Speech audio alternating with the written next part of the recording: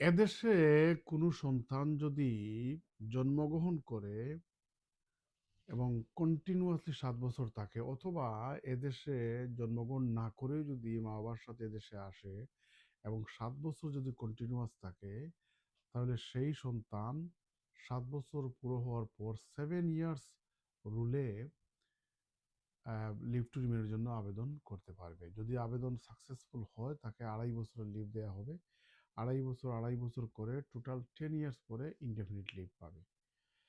বাচ্চা যখন অ্যাপ্লাই করবেন, বাচ্চা তো হয়তো ১ বছর ২ বছর বয়সে আসছে, হয়তো তার বয়স ৭, ৮ বা ৯, ১০ হয়েছে। তো বাচ্চারা যখন অ্যাপ্লাই করবে, তার সাথে সাথে মা বাবাও পারবে অ্যাপ্লাই করতে, আবেদন করতে পারবেন। সুতরাং 7 ইয়ার্স রুলে বাচ্চারাও আবেদন করতে পারবেন, আর বাচ্চার গার্ডিয়ান হিসাবে মা বাবা আবেদন করার যোগ্য হবেন।